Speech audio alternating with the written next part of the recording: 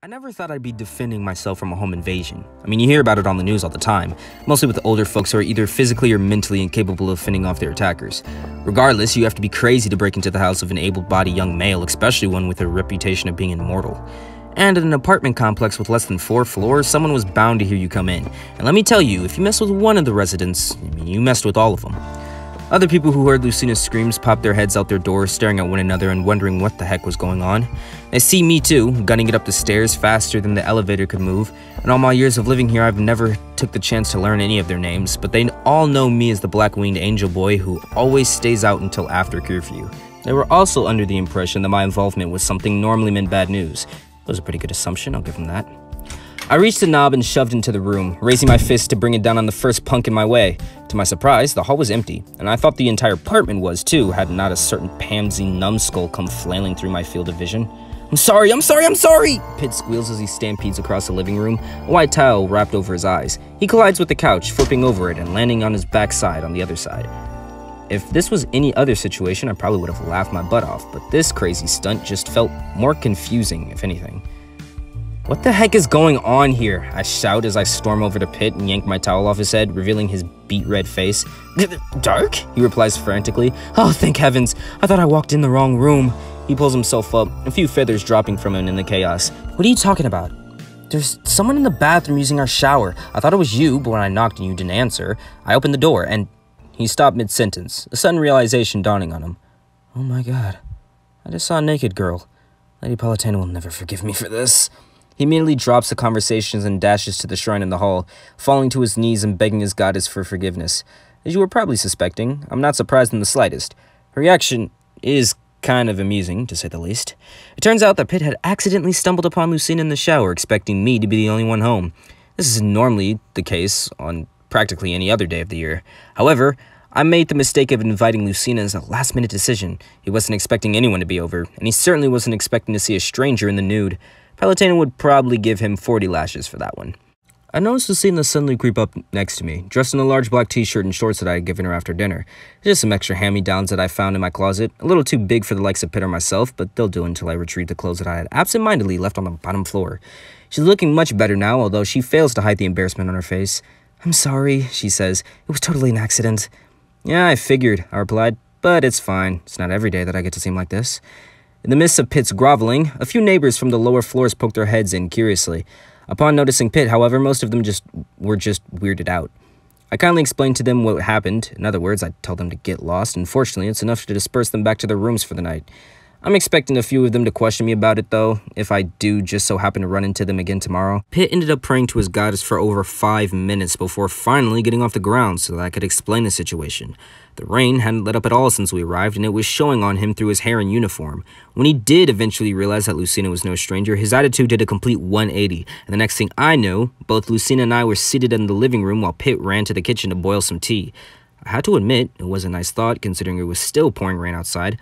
How silly of me, he says as he hands over our cups.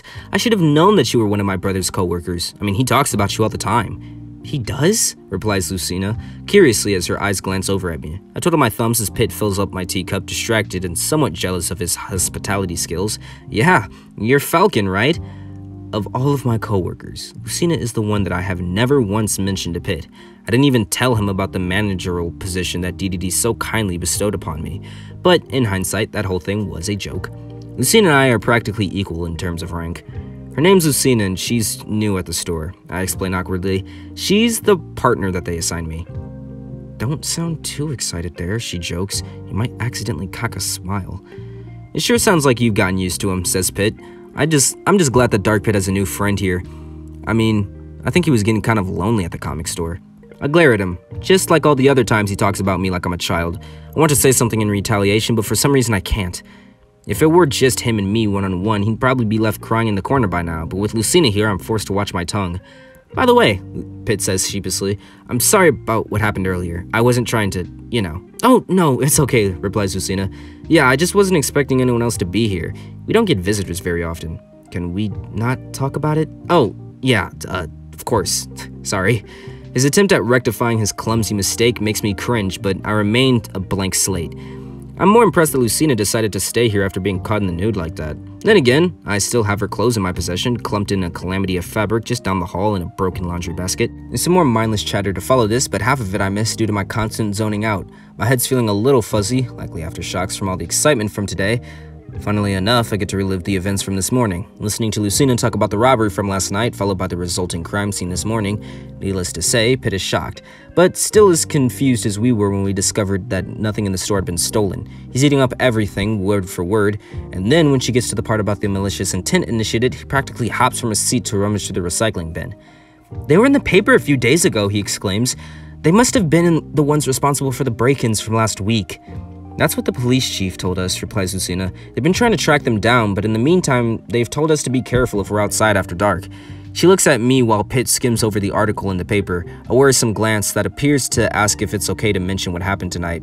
I sternly shake my head without saying a word. The last thing I need is for Pitt to worry about me again, and I'll be pissed if I'm going to go through another one of his monotonous lectures about personal safety. "I wonder why they suddenly started appearing," mutters Pitt. "We've never had a problem like this before." I could probably answer that question, but again, I remain silent. Up until a few months ago, the Gerudos were the most powerful gang in the neighborhood. Unlike the Mies, however, they didn't go around terrorizing civilians for pleasure. They were an organization, a business if you will, that deals with the production and exchange of electronic devices and equipment. They aren't drug lords or weapon manufacturers by any means. In fact, they have quite a docile reputation, being an organization that stays out of your way so long as you stay out of theirs. They sound cooperative enough, but there's a catch. All the products that they handle are produced, used, and sold on the black market. We're talking lockpicking devices, surveillance equipment, and duplicate credit cards, just to name a few, and I'm not even mentioning the really good stuff. That's just the tip of the iceberg, though. There's a whole other side of the Gerudos, a side that aims to control the city, and so far they've succeeded by claiming the West as their territory. If you pledge allegiance to their cause, they're more than happy to let you borrow some men, maybe to keep the villagers off your humble booth in Station Square for a day or two. Most people don't care for it, however, and would much rather continue going about their usual lives as if theirs wasn't a part of every other major city in the world. Those who sought help from the Gerudos normally did so in secrecy to protect their names.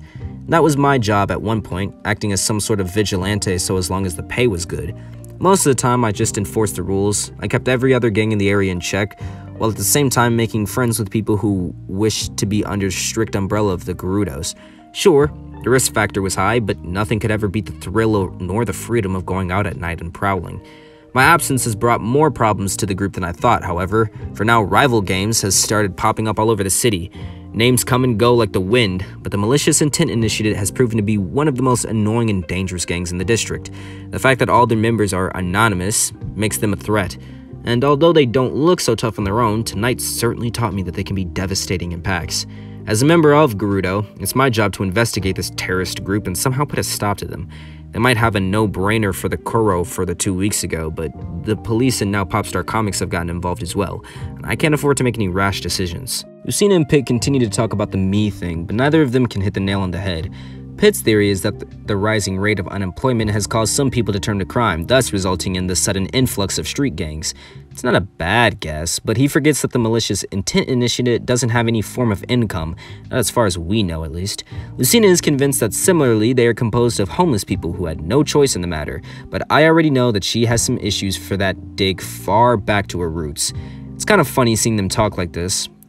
Pitt is able to actually carry a conversation much better than I can. His overly friendly aura has already rubbed off on her.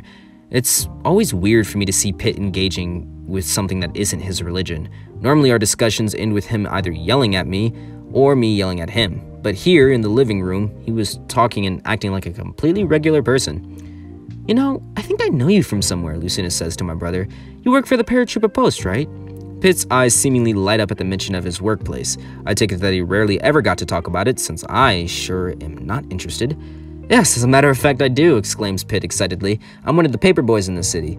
Never mind the name though, since I don't actually deliver the papers around here. I just handle the mail." He pauses momentarily before adding, "Why have you seen me?" "You delivered mail to my house last week. You saw me on my doorstep, remember?" It took Pitt a few seconds to recall the supposed event in which he and Lucina exchanged a few words one morning. I expected that to have taken place before I met her, seeing as how she recognized my face through him. But really, how easy can it be to forget an encounter with someone with blue hair? "Oh yeah, now I remember," says Pitt. "You asked me where you could find the comic book store. Indeed she did, and for good reason too, since she was relatively new to the area. She may have been born here, but that was long before the city expanded its borders to the western side, and with her coming from the east, there's still no wonder that she had a hard time locating Popstar. I still have the map that you drew for me, she says. If it weren't for you, I probably wouldn't have been able to meet Kuro. At the mention of my name, Pitt nearly drops his cup, hacking and choking like something out of a cartoon show. I hold my ground. What did you say? He asks as if he misheard her. His happy-go-lucky demeanor suddenly vanishes, as if Lucina had done something dreadful like use Palutina's name in vain. Lucina is taken aback by his question and calmly reiterates, thinking that it was merely a misunderstanding. I said that if I never met you, I probably wouldn't have been able to meet your brother. No, just now. What did you just call him? And here it comes. What? Kuro? I can already feel the tension between us. I should say something to defend myself, probably, but there's not much for me to say. You said that you were done with that, Dark, he says to me. We've been over this. I maintain eye contact with him, but I can tell that Lucina is still confused. I am done, I reply sternly. I haven't looked back since I started working at that damn comic book store. You can't get over it, can you? You're still obsessed with that street gang. Pitt knows about my past. He lived through it with me, but unlike me, he despised every moment of it. He hated the person that I had become, unwilling to take care of myself, wishing for me to be a productive member of society. He knows the name that they had given me, and for him, it will forever be a curse, an unholy sin to never be reconciled. To my brother, Kuro is poisonous. I hesitate to respond, but the definite answer I want to give is dangling on the tip of my tongue. I want to tell him that I'm going back. I want to say to forget about Popstar Comics. I want to be free, to walk down the streets and not be a stranger to everyone. I want to find the thugs that attacked Lucina and take care of their leader with my own 2 fists. I want everything that I've given up, but I can't bring myself to say it. I can't say it so long as we're not alone. He's changed. I open my eyes, surprised that it was not Pitt, but Lucina who had spoken. She stares directly at him as if to take the blunt of the blame for my actions. We're suddenly standing at the alleyway again, amidst a thunderstorm, my back against the wall while she stands before me, protecting me from the thugs that approached us in every direction. She looks at me and smiles in reassurance. Huh? Pitt mutters, but he barely has time to say anything before Lucina interjects. I may not have known him for long, but I can tell you right now that Kuro is not who you think he is. He's proven to me time and time and again that his heart is in the right place. Last week, he saved Popstar Comics from being robbed. He tracked down the thief himself and returned the stolen books faster than the police could start their investigation. Tonight, she paused. Tonight, he offered me a place to stay so that I didn't have to walk home in the rain. But most importantly, he told me that he quit the Gerudos so that he could continue working at Popstar Comics. Isn't that right, Kuro? Her eyes met mine for a brief moment, but for lack of a better word, I'm speechless. I can't remember the last time someone stood up for me, let alone against my own brother. There's always an aching pain in my heart that won't go away, and the harder I try to suppress it, the more I feel like crying. After all that crap that's been going on for the past week, Lucina was always there to support me, regardless of my position. She doesn't like me for my wings or my powers or my reputation. She likes me for who I am, and that exact line was enough to feed me when I first joined the Gerudos. Only her compassion feels more genuine. I can't turn my back on her now. That's right, I choked before quickly gathering my composure. I've only kept the name because I just like the way that it sounds. That's all there is to it. There's no gang tied to it either. I'm not working for the Gerudos anymore. Now it was Pitt's turn for bewilderment. I'm not sure what it is, but something about going with Lucina just seems right to me. Am I going to give up all the friends that I've made after all these years? No. In fact, I don't even plan on permanently retiring from the gang. I'll keep my foot in the door. I mean, that's kind of how things usually went with them anyway. I'm more concerned with Pitt since I know how much he loathes my affiliation with them. If I can keep all parties happy by the end of the night, then I'd say I did pretty good at the end of the day. Is it true? He asks hopefully. Did you really quit? Cross my heart, hope to die, I say. At that, Pitt nearly leaps from his seat in joy. The grin on his face is irreplaceable, driving him from the point where he can't stop laughing. I hate to admit, but this makes me smirk as well. And as for Lucina, well, let's just say that she's glad we're not fighting anymore. This is great news, Pitt cheers. I can hardly believe it. I'm unable to react in time as his arms reach around me, and the next thing I know, we're both on the floor, him squeezing tightly, as I try to pry him off my chest. Let go of me, you idiot, I shout. You made me so happy, he keeps saying. I'm so glad for you, Dark. It bothers me that Lucina was just watching us wrestle this whole time. Eventually, I get to kick the crybaby off of me. Pitt is back to being his old jovial self again, blurting out that he just can't wait for me to start getting back at Popstar Comics. He sees this as an opportunity to shove more potential responsibilities onto me, since this change comes off as a sign of me maturing as an adult. I detest how he talks about me in front of Lucina, though, making me sound like I'm a useless kid rather than a free-thinking individual. Mom and Dad would be so proud, he says to me, and for a second I notice a tear in his eye. He he's doing that thing again, but thankfully he manages to distract himself this time. I'll go put on some more tea. I'll be right back. He gets up and returns to the kitchen, all while humming some happy tune. I've never seen him so excited for me before, but I can't complain. As wimpy as he is, I admit that these kinds of conversations are much more pleasant compared to our usual ones. Thank you, I say, quietly. For that, I mean. It's no problem at all, replies Lucina warmly. I wanted to pay you back. She reiterated to Pitt what I had already told her, which is what I ended up spewing after I was put on the spot with Ashley and Wario earlier. Now everyone thinks I've given up on the Gerudos, left to pursue some life of stacking comic books or something. I mean, I can't abandon it entirely. I find myself torn between two sides. On one hand, I can choose to live a life of freedom, at the expense of working for a dishonorable career that could land me a spot in prison. On the other hand, I can live the average man's life, working a normal job with normal people and making a normal living for myself. Is that really what I want? No, but it is something that I can use. I think you've made the right decision, Lucina says to me. You'll be much happier this way. You think so? I respond. I'm not so convinced, to be honest. Trust me, give it a few months at least. I mean, maybe you'll start to see the difference. A difference in what? My behavior? Or perhaps she was talking about my environment. For some reason, I can't help but doubt that Popstar Comics has anything to offer me in terms of experience. I'm not talking about work experience either, I'm talking about life. I mean, how can you walk into the same building to greet the same wave of lousy customers every day and expect anything but a pathetic excuse for a career? The experience I get from working there is nothing compared to what I take from life in the city. On the streets, every day is a new adventure, where not one person you meet is the same, and people can be whatever they want to be. At Popstar Comics, I feel like I'm at the helm of the SS nerd, and the people who frequent the place might as well as be paper-eating zombies. You're still not sure? Lucina extends a hand to me just like the day we first met. Let's make a promise to each other. 4 months from now, if neither one of us is happy with our jobs, then we'll quit. Sound fair? It's a hard bargain. However, I can tell that she's set her high bar to help me overcome my stubbornness. I don't understand why she puts her job on the line, though. Sounds a little too easy for you, if you ask me. I say, you love working for Popstar. You said so yourself. I'm new, and things change. Isn't that the whole reason why we're having this discussion? Her confident gaze makes me hesitate, but she doesn't do it because she has nothing to lose. No, as a matter of fact, she has much more to lose than I do. If she were to quit, it's a risky gamble. But it's a gamble worth taking for those who are used to walking on the tight ropes of life. She's willing to surrender everything more than I ever was. Perhaps that's what inspires me to shake her hand.